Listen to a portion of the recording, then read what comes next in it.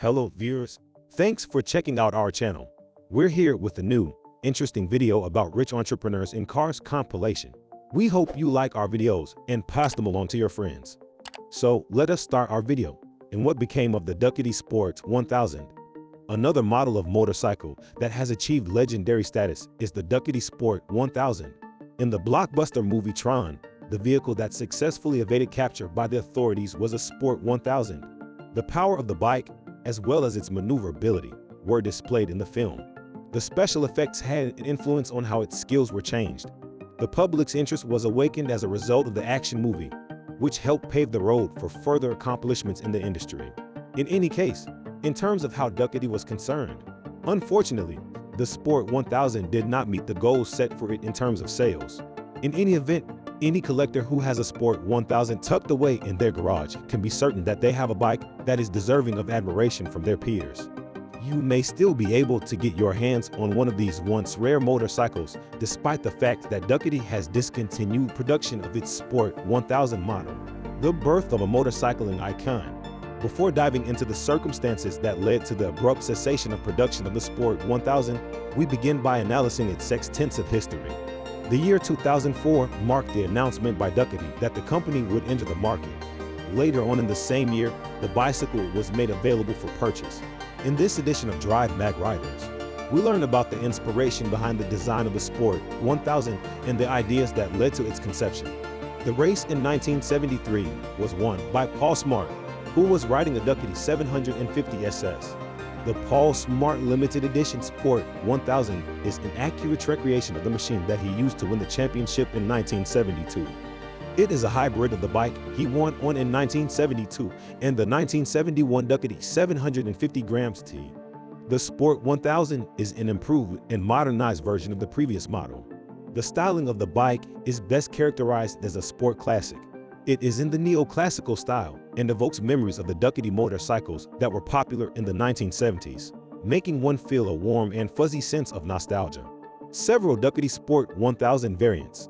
There were 3 separate iterations of the Ducati Sport 1000 available to purchase.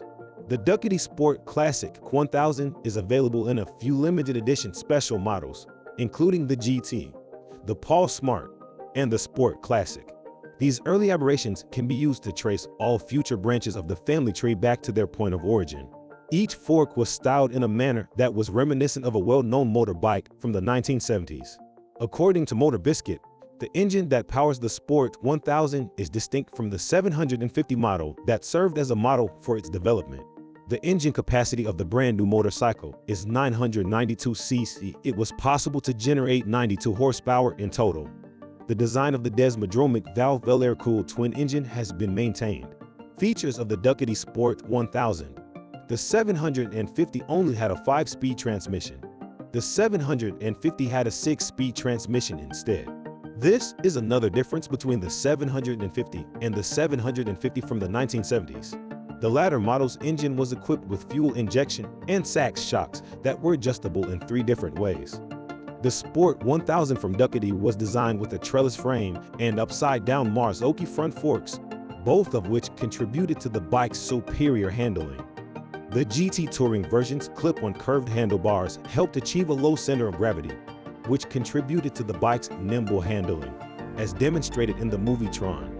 These alterations to the design improved the handling.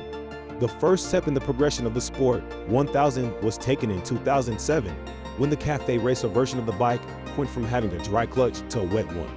The Paul Smart Limited Edition. The Paul Smart La version was designed with the victorious bike that Paul Smart wrote to the top of the podium as its primary source of inspiration. Ducati only produced 2,000 units of this particular version during their production run. 2 of the most distinguishing features of this motorcycle are its totally enclosed fairing and its front and rear Öhlins shocks, both of which feature fully adjustable settings. From a marketing perspective, the Paul Smart, along with other versions of the Sport 1000, had all the makings of becoming a popular bike, if not an outright collectible in and of itself. This was true for both the Paul Smart and the other versions of the Sport 1000.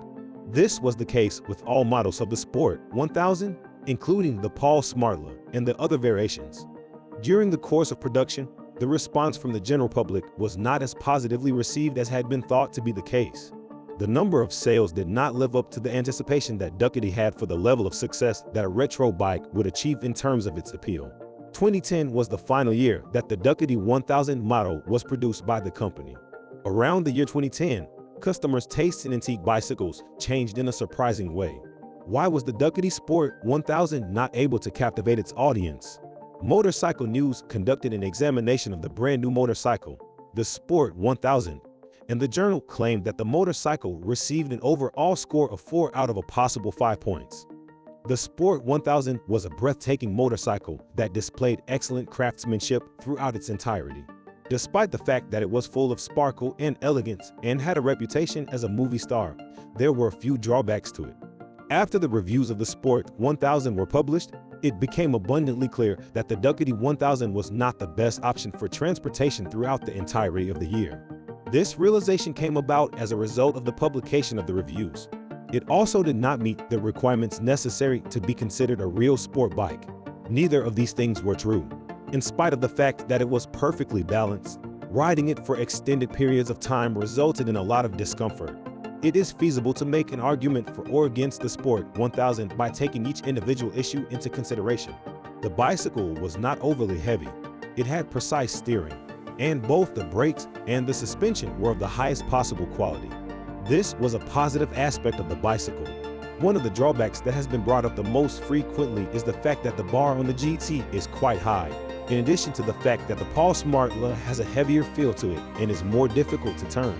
In order to make the experience of sitting in many of them comparable in terms of how comfortable it is, modifications were made.